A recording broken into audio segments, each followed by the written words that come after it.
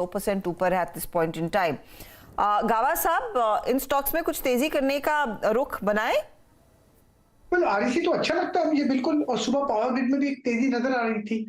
REC कह सकते हैं 123 के आसपास ट्रेड कर रहा है, बाई मोड पर तो है।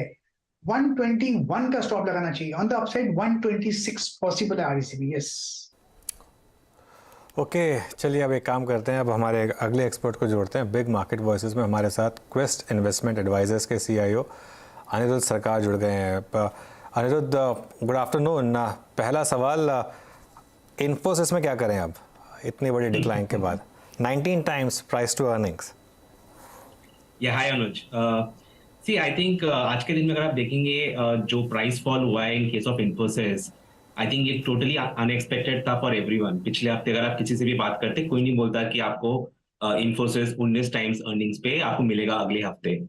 Having said that, I would say आज का अगर आप देखेंगे इसमें जो प्राइस मूवमेंट है, इट इज वेरी एविडेंट कि कुछ the large funds are exiting. हो सकता है एफआईएस हो सकता है डोमेस्टिक हो, but I think the alignment of equity exposure towards IT sector वो थोड़ा हो रहा है मेरे हिसाब से।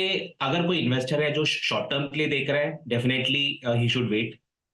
अगर कोई इन्वेस्टर है जिसको 3 साल 4 साल के ऑब्जेक्टिव से इन्वेस्ट करना है, आई वुड से कि he should start entering into IT stocks, because हो सकता है अगले 1 क्वार्टर 2 क्वार्टर में वीकनेस रहे, बट आई थिंक वैल्यूएशन इतना अट्रैक्टिव हो गया है दैट आपको आज के दिन में इन्फोसिस जैसा स्टॉक वो प्राइस पे मिल रहा है, वो वैल्यूएशन में मिल रहा है जो just before the pandemic it was there.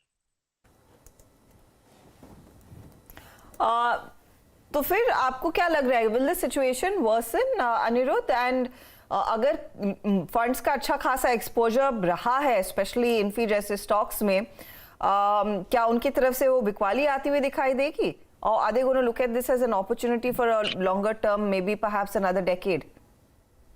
ये डिपेंड करेगा कौन से फंड का कितना एक्सपोजर है टुवर्ड्स आईटी। अगर ब्रॉडली हम if you look at the headline index, I think around 13-14% IT weightage है, एंड उसमें अगर आप देखें the top names are always Infosys and TCS, जो बड़ा एलोकेशन होता है।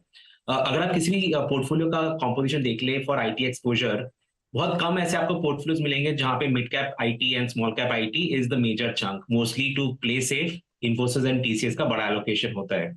हो सकता है after this big shock in the numbers कुछ एफआईएस का भी हो सकता है एग्जिट हो रहा हो because of the weak numbers. Outlook is also weak, commentary is also weak, so कुछ ऐसा पॉजिटिव तो है नहीं इन द कमेंट्री जहां पे people will want to enter.